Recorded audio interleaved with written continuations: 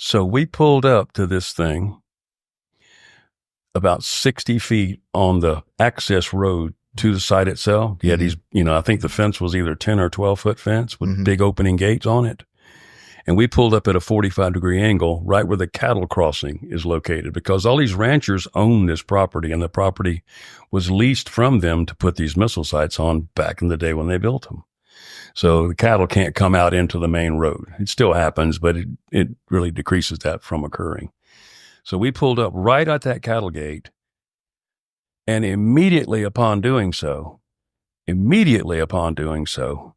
was as if a light came down that just about blew my eyeballs out of my head. You could literally almost see the veins behind your eyelids. It was as if, I don't know what kind of energy that was, but whatever was released or put down our way just completely almost disabled you just from the brightness. It was like living in a welder's light for a few moments. And then the atmosphere just vacated. Couldn't breathe. Literally could not get a breath of air. Now, I don't know if that was from my excitement. I don't know if it was from adrenaline. I'm 23 years old. I was in excellent shape. I could flat foot 25 miles in full combat dress and smoke a cigarette at the end of it. It didn't bother me a bit. Literally, I was in that kind of shape. Wow. And I was just so taken. Michael Johnson, I never remember him looking up at the thing.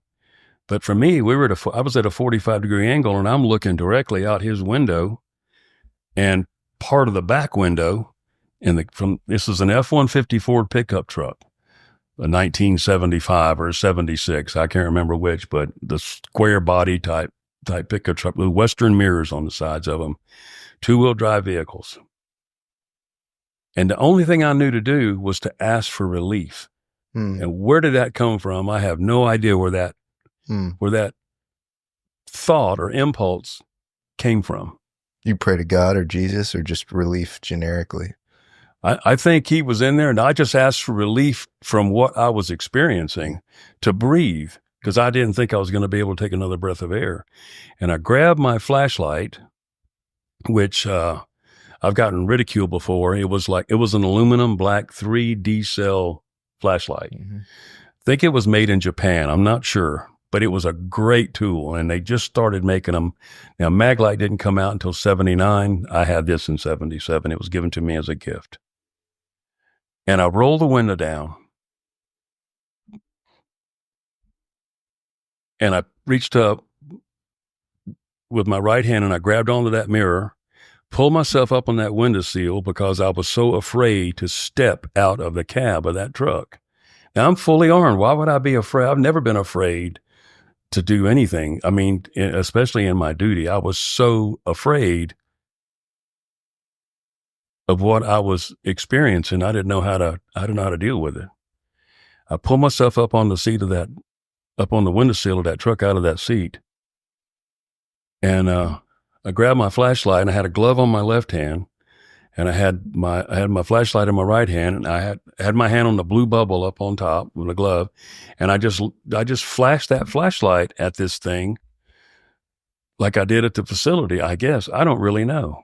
And as soon as I did, it felt that I got relief. It felt like there was relief, and I just slid back down in the seat. And as I slid back down in the seat, I noticed dust particles and stuff and a way in which that cab was lit up that's hard to describe. It seemed like everything was in slow motion, like the dust that was in that cab circulating from the vent work was like it was in slow motion moving. I was like looking at it. It was like sparkles or something, or like glitter. It was like that. And I thought, what's happening here? What is this? And I was trying to breathe. I was trying to talk to Michael. Got no answer from him, as he was just stuck or glued to that steering wheel, and he was just bathed in a blue-white light. The light intensity never honestly went away. It was just all encompassing. It was just all surrounding, to a point where you're like trapped in light. There's nowhere to go. I mean, there's nothing you can do about it. I don't know. I just felt like somebody had me right where they wanted me for some reason.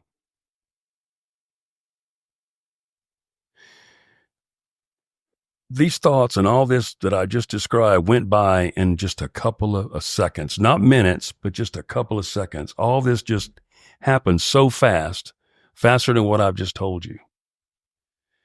And then this black ball, about 6 times the size of a beach ball, looked as if it had vents or something on it. Not round vents, but these long like lines coming down the side of it. Just, it didn't touch our truck, but it shot right down in front over the hood of this F-150.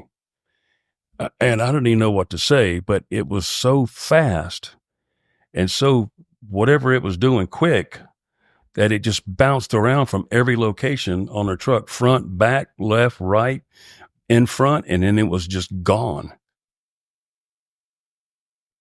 And I still don't know how much time has passed.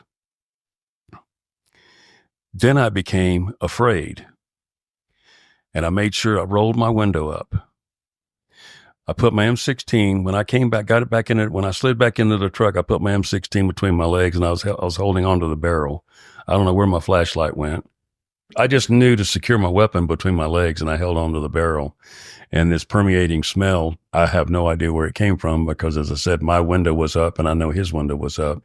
So it had to come through the ventilation ductwork, I guess. But it permeated the vehicle like, I mean, stench smell. Bad ammonia, like you want to roll the windows down. You want to step outside and get some fresh air. I mean, some of the cleanest air on the planet runs through South Dakota year round. But this was like standing in a I don't know, in a bottom of a boat or something, you know, where they catch shrimp, I guess, and dump them there. But put them there. I shouldn't even say that. But anyway, it was overwhelming. And when I smell that, I just got a real strange feeling from within, like something when you're afraid or when you're scared or something, because I knew that wasn't normal.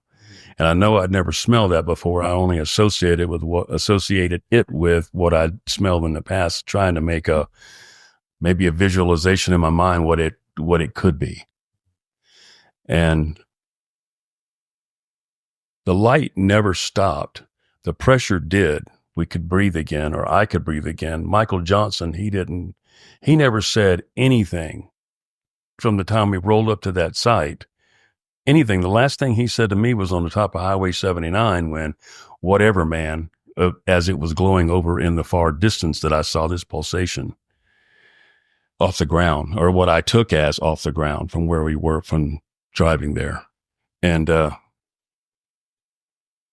so when that happened, I felt as if I was becoming, I don't know, sleepy or tunnel visioned or something. I kept shaking my head as I relive it. As we're sitting here right now, I kept I felt as if I was going to go out. So I was trying to hold my breath and squeeze, you know, like pilots do that, you know, in G suits to keep the blood in their head, right? But I felt as if I was going to pass out.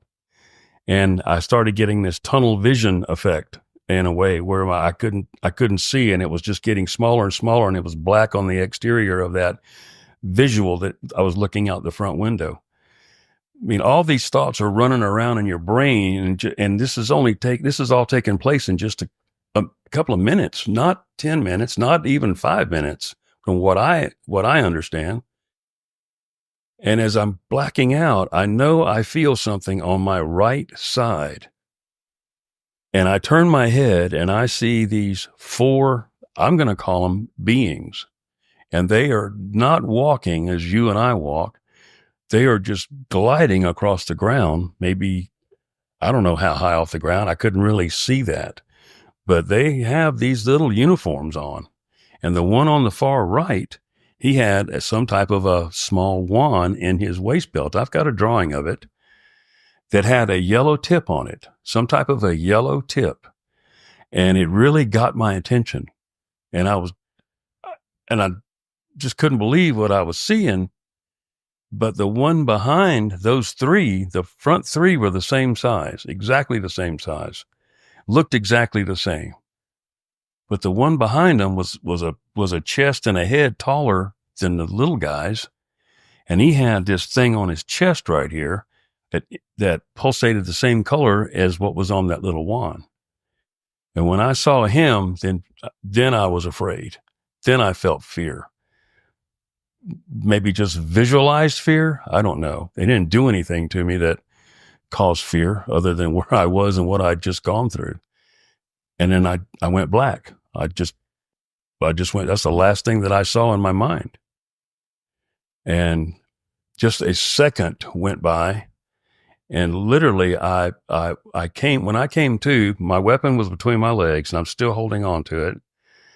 And I just looked straight up like that and right out the windshield of that 150 in its total blackness. And I thought, where'd all the light go? Literally, I didn't even know where I was. We were. I said, Michael, where are we? Where's November 5? Because it's lit up. It has lights on it. They're like pole lights. It has those type of lights on it at night. This is a standalone facility. So even if external power is cut, this thing takes over and has a generator run itself, right? No answer from Michael. And I kept yelling at him, Michael, what's going on with you, man? And I pushed him in his shoulder really hard. I put my finger in his ear after a couple of minutes. I shoved him, checked his pulse. He was breathing. I couldn't get anything out of him. He was as if he was in some type of a state which I didn't even really know to have the words for. As if his eyes were open and he was breathing and his heart was pumping, but he was just stuck on that steering wheel. And I tried, I don't know how many times to get him to say something. I said, snap out of it, man. What's going on? What's wrong? I got frustrated with that and I just popped the door open, little lever on the side. I popped the door open and I stepped out trying to get in my mind, where'd November 5 go? Because that's where we were. I mean, and this was a very serious alarm. So that reason had to be found out why that thing alarmed, how it did, in that alarm configuration. And when I stepped down, I stepped in mud with those bunny boots on and I went, what the hell? How is this? And then to my right, where your chair is located, maybe a foot further, there was a wall there at about a 45-degree angle, and it was white, and it went up about, I don't know, as far as I could see, like 50 feet, when my eyes got more accustomed to the darkness. And then when I looked in both directions, not knowing exactly where I was on the compass, it was as far as I could see that direction, as far as I could see that direction, and up about 50 feet when I become acclimated to the darkness. Had no idea where this was. I said, Michael, come on, man. You got to wake up, dude. We're in a bad way here. We got to find out what the hell's going on here, Nothing. I even tried pulling his hand off that steering wheel and he was just, I don't know how a person can stay that tense and for so long that they don't cramp up. I would cramp up doing that, but he did. The next thing that I knew was I hear WSC to November 1. That's us. WSC November 1, what's your location? And I said, are you going to get that? Thinking that would snap him out of that, hearing that radio signal, a radio call for us. He didn't answer. And I picked it up and I said, Senior Airman Woods, WSC. I said, I don't know where we are. And he goes, do you need medical help or do you need assistance? And I said, I don't know, sir. I said, I'm fine, but my partner won't respond to me. I said, he's awake, breathing, and well, but he won't let go of the steering wheel, and he's just sitting in the driver's seat just like he is stuck.